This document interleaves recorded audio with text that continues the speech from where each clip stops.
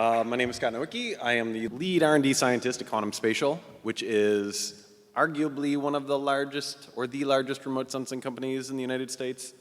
We're not actually sure how to measure those things, but we're good at measuring other things. But Quantum Spatial it used to actually be called something else. We used to be called Watershed Sciences, and during those 10 years of Watershed Sciences, we developed the most rigorous and well-characterized methods for collecting LiDAR. So we're kind of famous for collecting our LiDAR because it's really high quality. And that is part of the reason why we became involved with Sonoma State at one point in order to actually produce an incredibly high-resolution LiDAR data set over these areas that they're observing. So what I'd like to talk about is simply outline the types of work that I do, and I'm going to try to leave technology out of it and get more to the point of, like, what are the results? So I want to talk about scaling at different remote sensing resolutions. And to start this off, when we think about remote sensing, most of the time we are considering Landsat and other satellite imagery, MODIS, Aster, all these things that are flying around in space that are taking images. And from that information, we can do some pretty cool things. We can observe large-scale temperature changes over the western United States. We can look at climate effects. We can look at land use, urban growth, all of these kind of big question problems. Those are great, but fairly often those are very researchy problems. There are not very many ways for someone to work on these and then go and sell that information to someone that can actually make it actionable. I find myself mostly working on these projects where there's a problem that could be actionable if you collect the right information. So the satellite information, it's great. We can characterize areas, and I do use satellite imagery on a regular basis, whether it's Landsat or Aster typically. And this is actually a MODIS scene that I put together to look at temperature changes and water in the surface across the western US. But most of the time, we're actually focusing a little bit closer, this local to macro scale. It turns out that there are major problems when you have lots of people growing into an area and you need to supply them with water and power and roads and houses and all this other stuff. So there is a large California utility company that is very interested in the resilience of its system. And we have been working on solutions that go and use whatever technology is available, and it's kind of technology agnostic. If we need to fly LiDAR, we'll fly LiDAR. If we need to fly imagery, if we need to fly hyperspectral, multispectral, all of these things are on the table. And we simply want to say, what is the problem? Well, trees fall on power lines.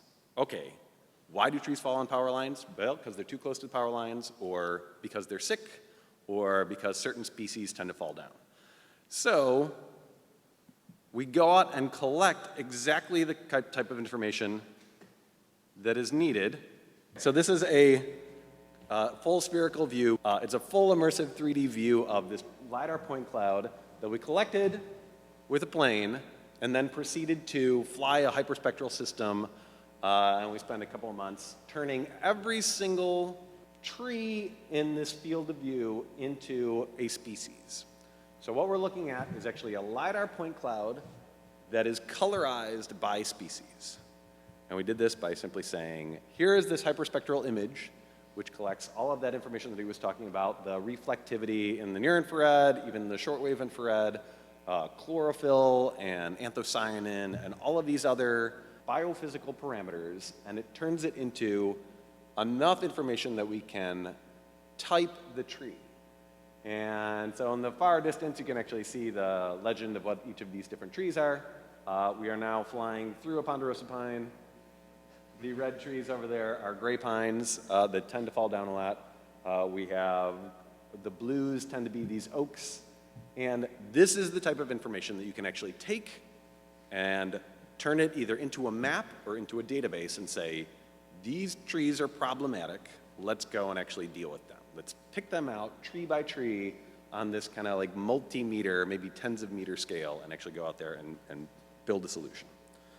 And so those are the kinds of solutions that we can fly planes for, and we are doing it today. We are flying planes constantly with LiDAR, hyperspectral, and multispectral systems doing this kind of work.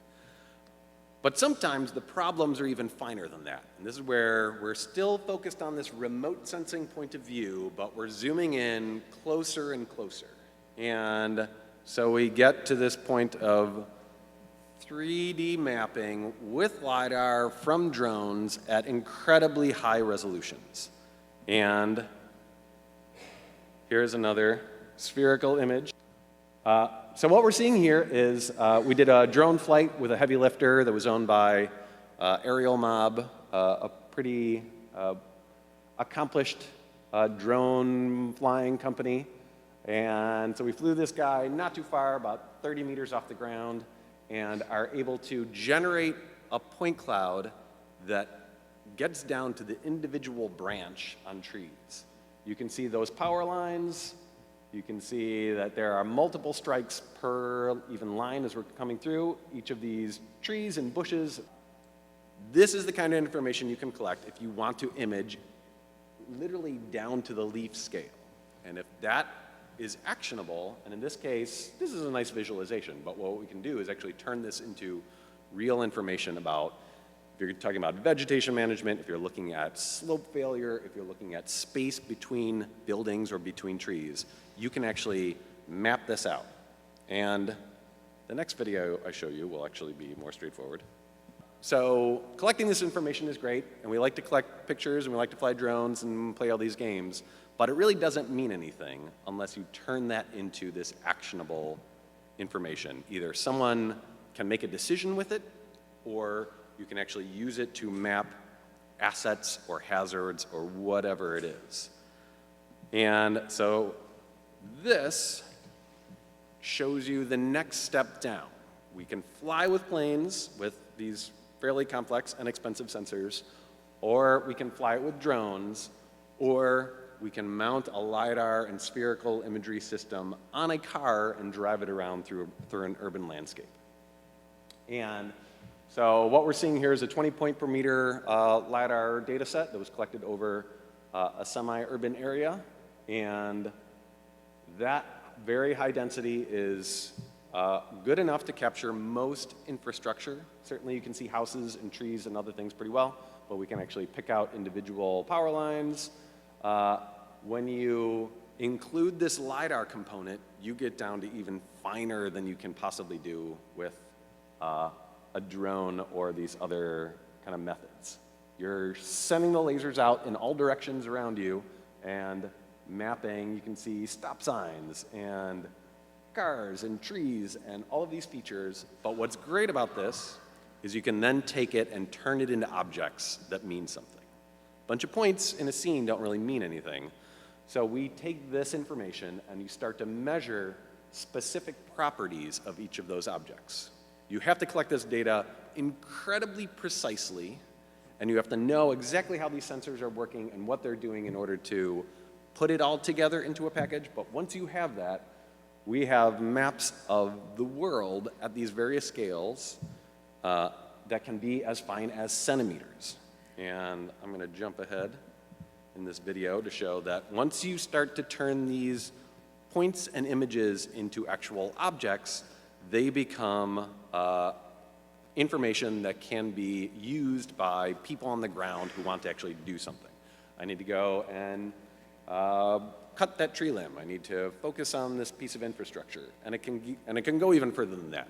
We work on all sorts of environmental and biological problems as well. We look at individual trees and leaves and branches for invasive species or certainly for vegetation management. But it's great because when you turn this into a map, you throw away all of that noise and it just becomes real information that you can kind of deliver to someone in a mobile device and they can go out and actually take care of whatever they need to do. Thank you.